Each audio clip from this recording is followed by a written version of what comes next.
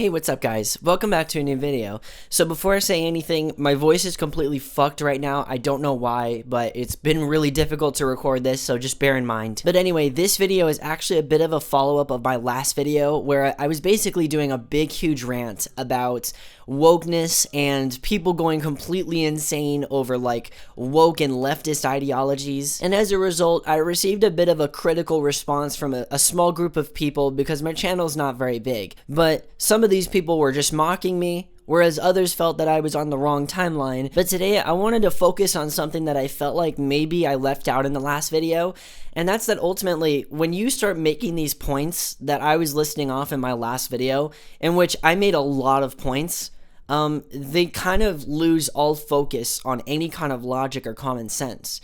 It's not really something that they specialize in. Like, I just gave off this humongous list of all the reasons why being woke is bad, and yet, for some reason, this is your response. But, like, you get what I mean? Like, they don't actually have any kind of points. They have no points of reasoning, and it's really because they don't care. How is he a fascist?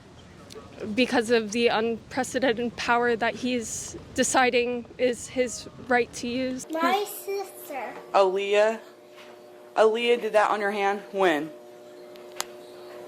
Right how? And I'm sorry, it doesn't matter how old you are, the body language of a liar does not lie. Like, my whole video was really talking about the fact that none of them give a shit about anything that they're fighting for, quote unquote fighting for. They're not really fighting for anything, they're kind of just fighting themselves. And that's why I really hate these like Jubilee style videos where like, it's like, oh, one Republican versus 20 liberals, and every single one of them is an idiot.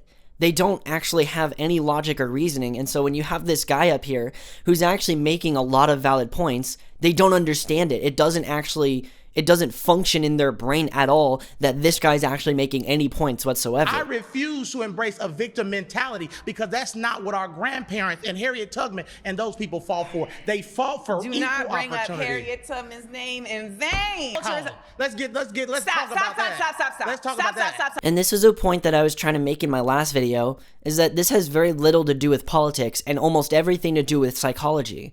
Because when you have people going up on TikTok and shit, encouraging others to like, you know, poison ICE officers and kill people and bring guns to shoot the ICE officers and commit tons of violence and threaten the lives of these federal agents, like, that's not a political standing, that's a psychological disorder. You're like mentally ill and need to be put in a mental institution. Sabotage tactic, or at least scare tactic.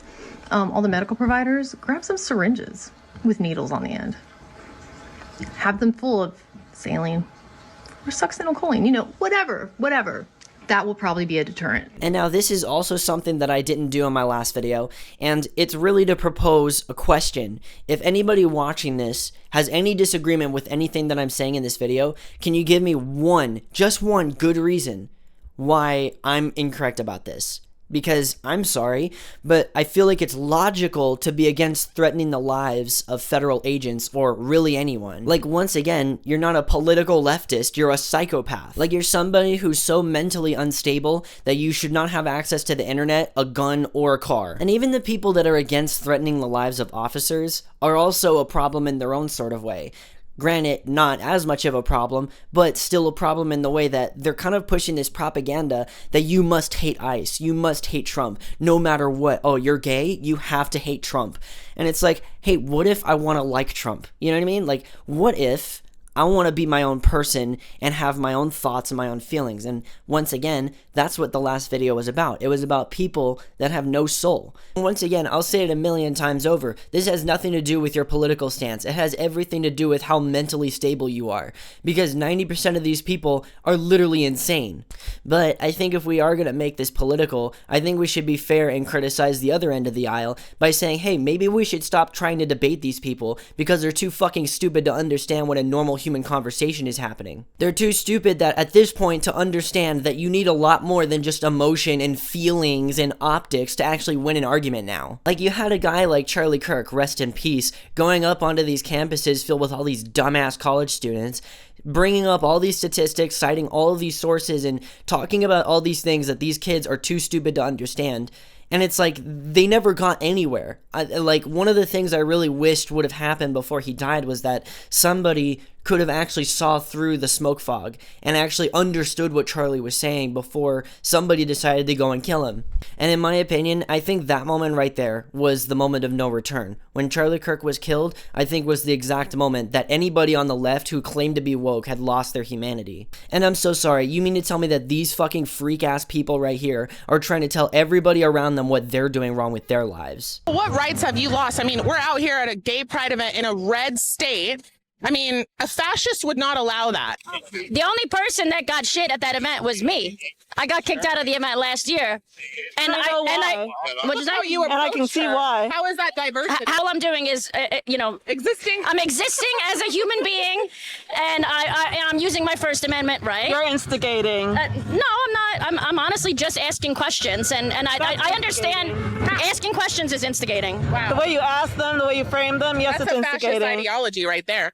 How? That thinking about if asking questions, if we can't even ask questions in a free country, that's a fascist ideology. And we're at a point now where no one is on their sides. Even the people that they claim to be fighting for are working for ICE now. Like, there are more Hispanic and black ICE agents than there are white. And yet, oh no, of course, it's the white people. The white people are the problem. Even though white people only make up 12 to 15% of the global population. Now, this is a small message for anybody who's white. If anybody calls you racist, Nazi, misogynistic, like privileged white male, tell them to shut the fuck up. You're a human. You deserve to be called a human. You deserve to be treated like a human. You deserve just as much respect as anybody else. Because I'm so fucking tired of hearing people say, oh, white people this, white people that. But then when white people try to defend themselves, they're racist, they're Nazis, they're fascists. But you know what's crazy? The more trans people start calling white people transphobic and the more black people start calling white people racist, the more true it's going to become over time. Because the fact of the matter is, they don't hate you for being racist or misogynistic or fascist. They hate you because you're not those things. They simply want you to be. But I also want to say this, if you're white, don't apologize for anything, because you weren't responsible for slavery, you weren't responsible for Jim Crow, you're not responsible for any historical racist past that America may have. Like shit, dude, I literally lived in Seattle for 3 years where I lived in a crappy little rundown apartment next to a luxury apartment building, and every single day I saw colored people walk out of that place like a motherfucker. Meanwhile, I was paying $1,000 for a 100 square foot apartment in the most ghetto part of Seattle and literally depriving myself of the daily meals just so that I can make rent. So you know what? Anybody that thinks they know who I am, I'm gonna say this, and I'm only gonna say this once. Fuck you. But anyway, guys, I'm gonna go lay down before my vocal cords explode. If you guys enjoyed this video and you took anything from it, then let me know in the comments, leave a like, and I'll see you guys later.